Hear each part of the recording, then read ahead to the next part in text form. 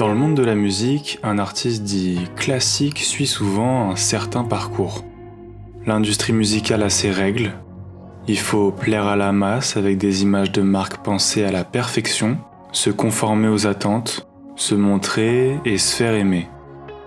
Et pourtant, dans cet univers où tout est contrôlé, il existe un artiste qui a décidé de tout chambouler, un artiste qui n'a jamais suivi les codes et n'a jamais cédé à la pression des standards. I will always love you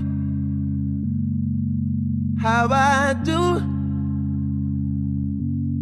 Let go of a prayer for you,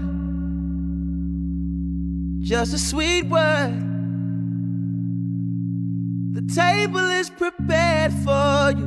Frank Ocean n'a respecté aucune règle imposée par l'industrie, ni le timing, ni les attentes, ni même les conventions sociales.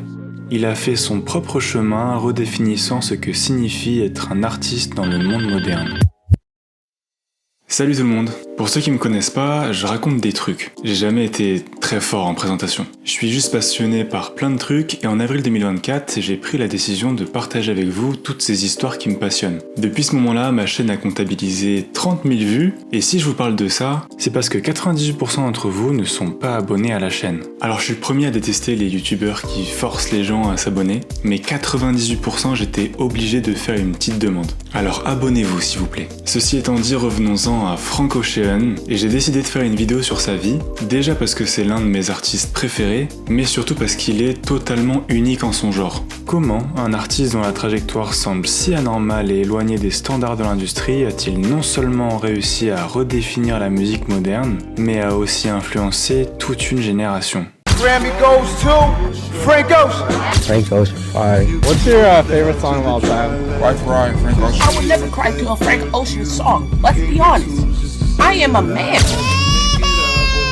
Obviously Frank Ocean. Oh yeah. I don't even know where he's gone. Where's Frank Ocean? He's perfectly hiding. The winner is Frank flipping Ocean.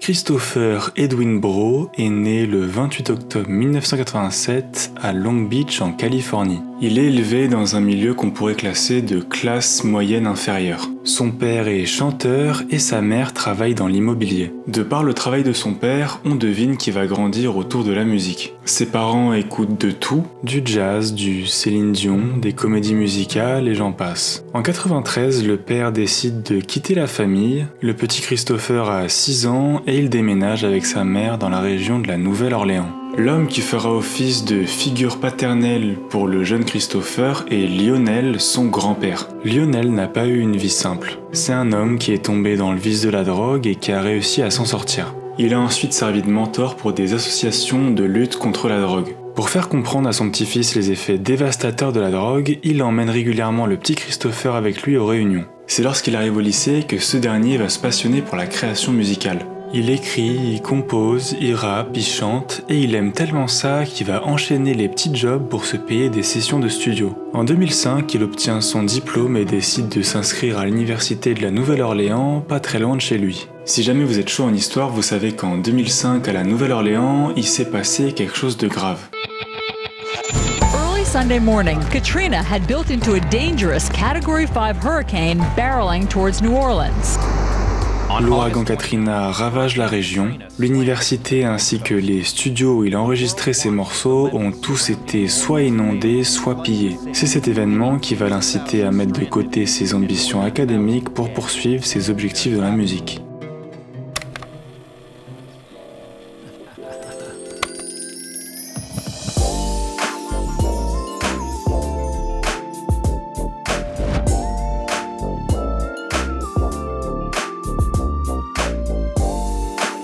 Après le passage de l'ouragan Katrina, Christopher décide de partir 6 semaines en Californie, à Los Angeles. Au fur et à mesure du temps, il se fait de nouveaux amis, il agrandit son réseau et décide finalement de s'installer en Californie de manière permanente. La journée, il travaille au sein d'un service client d'une boîte d'assurance et il passe le reste de son temps en studio. Quelques mois plus tard, en 2006, Christopher fait la rencontre de Tricky Stewart. Ce nom vous dit sûrement rien, mais sachez que c'est cet homme qui a produit les titres suivants.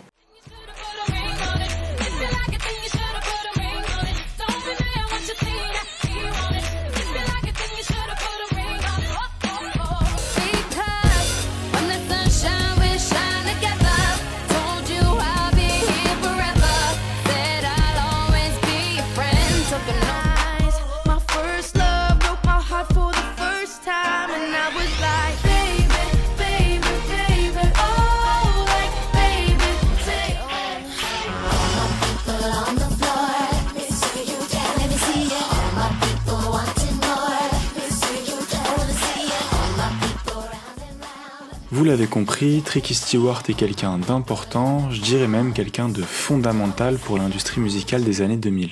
Tricky adore le travail de Christopher et plus particulièrement son talent d'écriture. Il va donc lui proposer un contrat d'auteur pour son label. Christopher va commencer à travailler en tant que ghostwriter pour des artistes et pas des moindres.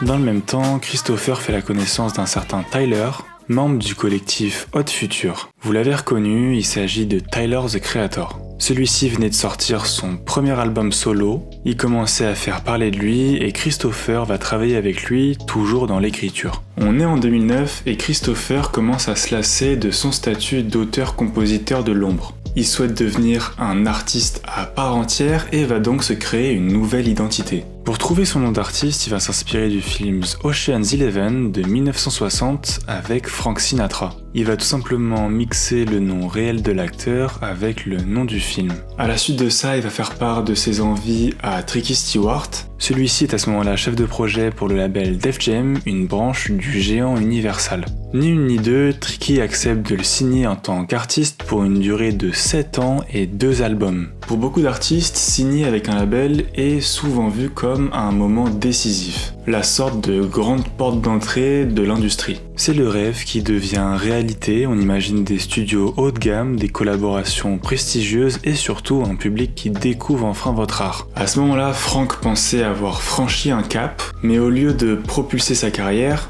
cette signature va marquer le début d'une frustration et même d'une révélation.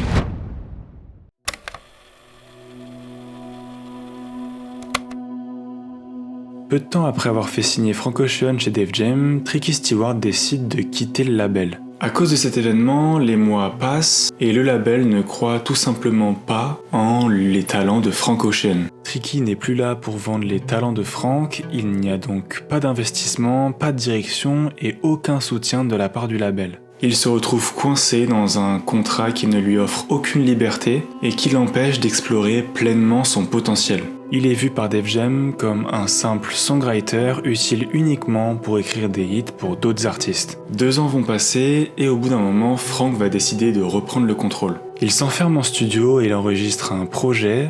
Pas de gros budget, pas d'équipe du label derrière lui, juste lui, son talent et une vision claire raconter son histoire à sa manière. On est le 18 février 2011 et une mixtape est publiée sur Tumblr du nom de Nostalgia Ultra d'un certain Frank Ocean. Un petit texte écrit par Frank lui-même est lié à la mixtape « J'ai fait ça ». Pas Def Jam. C'est pourquoi vous ne voyez aucun logo de label sur la cover que j'ai faite. J'emmerde Def Jam et toutes les entreprises qui signent des gamins avec des rêves et du talent avec aucune intention de les développer. Je les emmerde. Au moins, c'est clair. Ce projet contient 14 titres accessibles gratuitement et ça va exploser.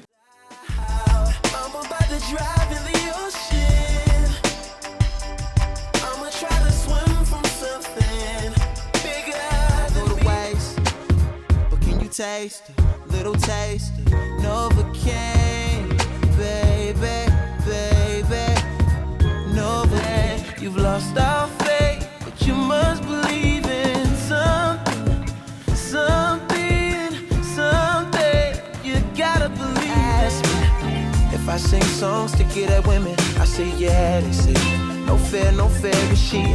I say shit, oh well, and every time a nigga asks me. Le projet est hyper audacieux, il mélange des influences R&B, pop et rock alternatif. Le ton est introspectif avec des paroles poétiques. Frank Ocean explore des thèmes comme l'amour, la nostalgie et l'identité. Des morceaux comme Novocaine et Swim Good attirent immédiatement l'attention des critiques et du public. Tout le monde parle de cet artiste mystérieux avec une voix unique et des paroles qui semblent tout droit sorties d'un journal intime. Dans le même temps, il apparaîtra pour la première fois à l'écran dans le clip de son pote Tyler.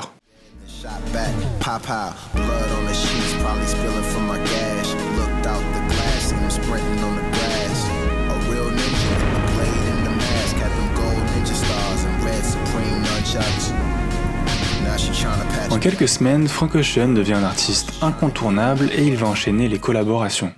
I dreamt of storms, I dreamt of sound, I dreamt of gravity keeping us around. I slept You're away, said I miss you insane. But if I got over this one thing that was made for us, chasing us, saving us. Pour couronner le tout, un soir de juin 2011, il reçoit un coup de fil. Une soirée qui paraissait anodine devient mémorable car à ce moment-là, Frank Ocean vient d'être invité par Kanye West à le rejoindre à New York pour participer à l'album Watch the Throne en collaboration avec Jay-Z. Donc pour résumer, en quelques mois il est passé de l'artiste dont son propre label ne voulait pas à l'artiste qui va collaborer avec deux des plus grands artistes de sa génération. Frank Ocean participera à 2 morceaux sur l'album Watch the Throne et accroîtra toujours un peu plus sa popularité. What's a guy to a non-believer who don't believe in anything? Ooh, oh sweet baby Jesus, we made it in America. Sweet baby Jesus. Suite à tous ces succès, Def Jam va radicalement changer d'attitude. En même temps, quand tu te rends compte que tu as négligé un artiste qui était sous contrat et qui était capable de révolutionner le R&B contemporain, tu ravales ta fierté et tu t'excuses. Frank va leur faire une requête simple et efficace. Si vous voulez le prochain album, donnez-moi $1 million. Def Jam va aligner les billets et les relations vont s'apaiser entre l'artiste et le label.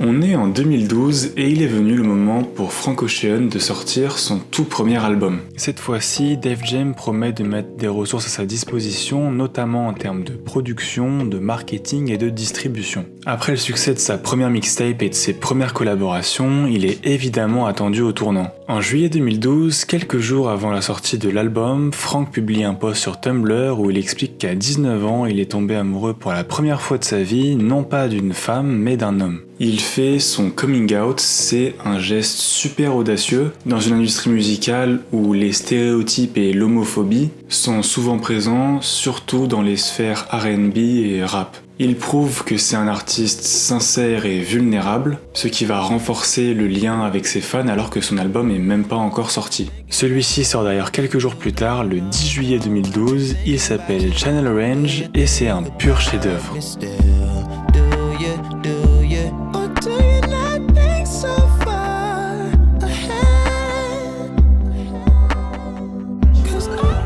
Still inside our parents' home. No, I don't live in Denver. No, I don't live in Denver. Sweet life, sweet life, sweet life, sweet life, sweet, sweet. $1 million, 1, 1 million, 2. 100 more will never do.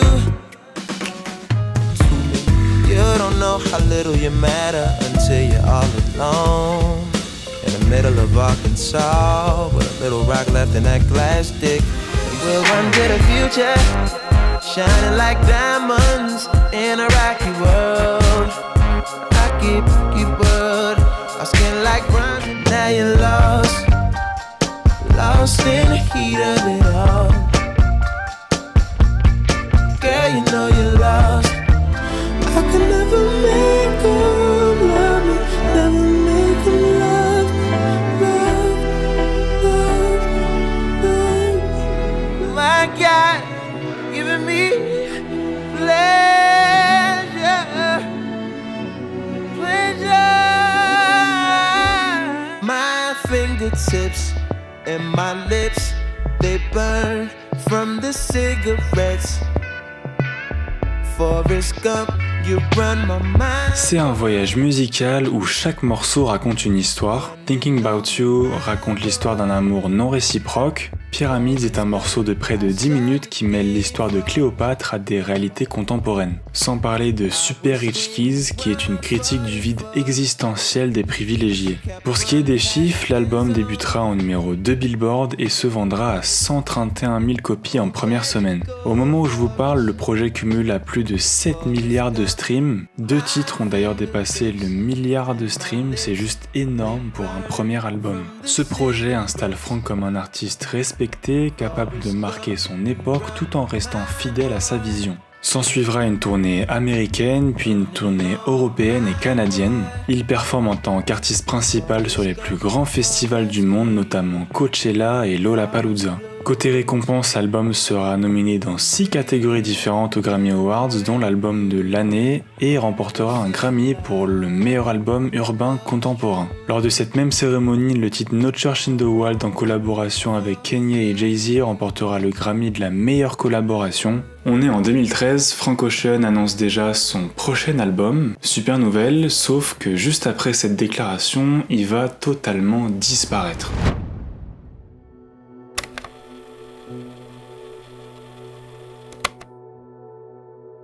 3 ans sont passés, on est à l'été 2016, la communication de Frank est tout simplement inexistante. Il n'a donné quasiment aucune interview et partage très rarement du contenu sur les réseaux sociaux. Malgré tout, cette période est marquée par de nombreuses collaborations, sans que celles-ci soient directement mises en avant par Frank lui-même. On le sait juste parce qu'il apparaît sur les crédits.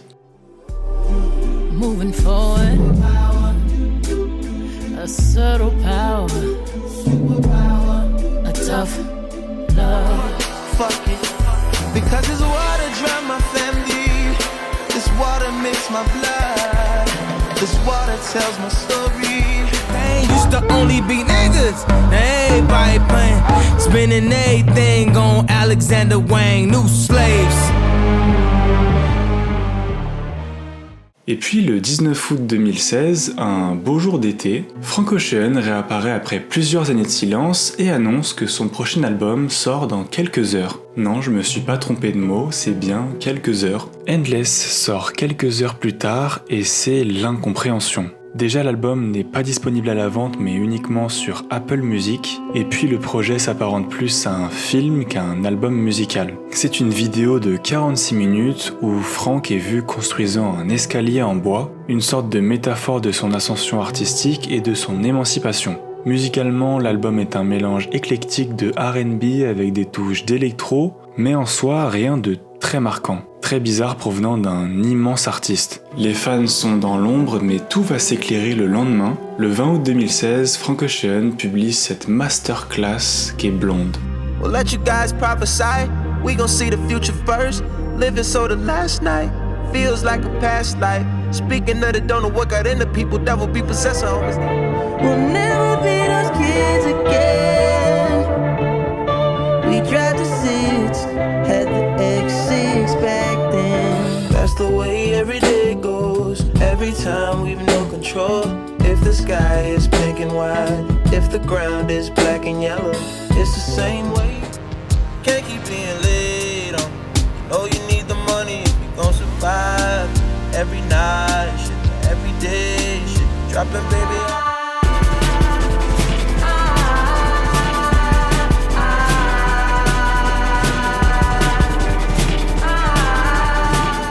That was my part of the deal. Honest, we got so familiar. Noses on a rail, little virgin wears the white. Wishing you Godspeed, glory. There will be mountains you won't move. Alors il y a beaucoup de choses à dire. Déjà, pourquoi avoir sorti le projet Endless pour finalement sortir un autre album le lendemain? Le public ne le sait pas encore à ce moment-là, mais il vient d'assister à un tour de passe-passe monstrueux qui va faire perdre des millions de dollars à Def Jam et à Universal Music. Le projet Endless a vu le jour dans l'unique but de permettre au chanteur de boucler son contrat avec son label. Parce que oui, je le rappelle, le contrat qui liait le chanteur au label durait 7 ans et 2 albums. Le fait d'avoir sorti Endless lui a permis de sortir Blonde en totale indépendance et donc d'en être le seul ayant droit. Avec le recul, on comprend également qu'en 2011, après la sortie de Nostalgia Ultra, quand Def Jam avait aligné le $1 million pour que Frank fasse un nouvel album, il est clair que le chanteur a accepté de prolonger l'aventure avec la branche d'Universal pour mieux profiter de leur manque de discernement à son sujet et ainsi se jouer d'eux. En gros, empocher le $1 million, sortir un projet peu impactant pour finalement sortir un des meilleurs albums de tous les temps le lendemain en pure indépendance. Un véritable coup de génie qui lui permet d'adresser un énorme doigt d'honneur à la structure qu'il a délaissée auparavant, tout en montrant au monde entier que les artistes peuvent renverser le rapport de force au sein de l'industrie musicale. Le succès est total. Lors d'une interview donnée au magazine Dazed, il déclarera « Je ne pouvais pas le dire au label évidemment, mais d'un autre côté je ne pouvais pas non plus en parler à Apple, parce que c'est un petit milieu et la nouvelle serait forcément arrivée aux oreilles du label, c'est sûr. Si les fichiers avaient leaké, tout se serait passé différemment pour moi. Quand le mois d'août est arrivé et que les 2 projets ont été mis en ligne, je me suis senti euphorique mais j'étais surtout épuisé de fatigue. On y apprend que Frank Ocean a mis au point un plan digne d'un film d'action pour que l'info ne fuite pas. Pendant plusieurs années, il a dû travailler avec un petit cercle de gens de confiance, ne stocker rien en ligne et se balader constamment avec une dizaine de disques durs sur lui. Maintenant parlons de l'aspect musical. L'album navigue entre R&B, pop alternative et soul avec des éléments de jazz, de folk et d'électro. Son approche minimaliste met l'accent sur les émotions brutes et les textures sonores. Frank Ocean explore des thèmes profonds et universels, l'amour, la perte, la solitude, l'identité et la sexualité. Des immenses producteurs comme Pharrell Williams, Rostam et Malay ont contribué au projet. Bien que peu de collaborations soient directement créditées, des artistes comme Beyoncé, André 3000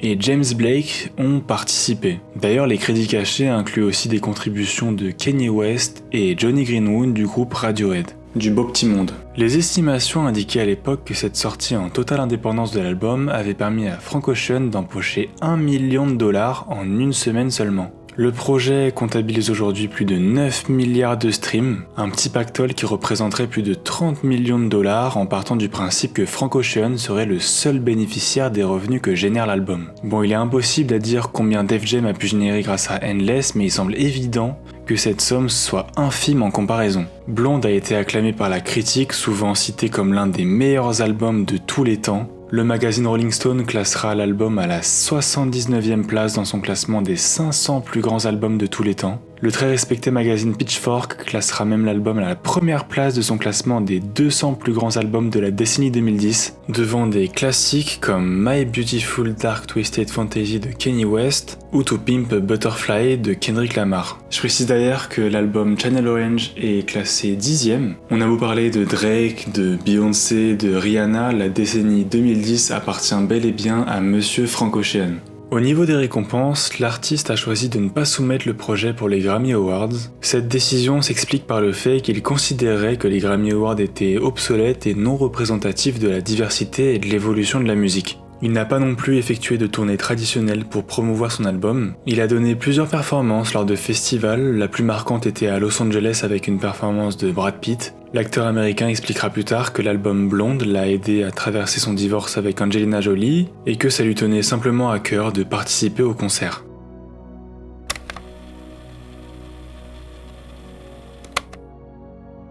Les années qui suivent, Frank Ocean restera très discret, quasiment aucun post sur les réseaux sociaux et les seules apparitions publiques qu'il fait sont lors des événements très prestigieux comme le Met Gala. Il se fait quand même kiffer en sortant des morceaux par-ci par-là, des titres qui seront d'ailleurs toujours aussi bien accueillis par And he got 5 stories to tell. I see both sides like Chanel. See on both sides like Chanel. Swimming laps through. Some way at night you're stuck when you think of me, despite the life I lead. Shirt in the breeze like I'm sailing, and I walk in my sleep like an elder. When's the last break up? Wherever you're going, I'm going that way. No sleeper seats, that's a mattress. No sleeper seats, that's a mattress. You ain't stingy, split your tablets with me. You don't flinch with Dear April, the only face in the crowd that I know. 2020 marque l'année d'un drame pour lui et sa famille. Son petit frère Ryan se tue lors d'un accident de voiture, il avait 18 ans. On ne sait pas à quel point cette tragédie a marqué un tournant dans sa vie, mais il n'a plus rien sorti depuis, ça fait plus de 4 ans et demi au moment où je vous parle. Sa dernière apparition remonte à l'année dernière où il a performé en tant qu'artiste principal pour le festival Coachella. Cette prestation a été assez controversée déjà à cause d'un retard de plusieurs heures, mais également dû à une blessure à la cheville qui lui aurait limité ses déplacements sur scène, et à un manque de communication avec le public suivi d'un show écourté en raison du couvre-feu du festival. Cette déception s'explique par le fait que le concert était hyper attendu par les fans vu qu'il n'avait pas donné de concert depuis plusieurs années. Frank Ocean n'aurait tout simplement pas supporté la pression, sans oublier qu'on ne sait pas à quel point la perte de son petit frère l'a affecté. Actuellement, ça fait plus de 8 ans que Frank Ocean n'a pas sorti de projet. Ça ne lui empêche pas d'être dans le top 100 des artistes les plus écoutés du monde sur Spotify actuellement, avec plus de 36 millions d'auditeurs par mois.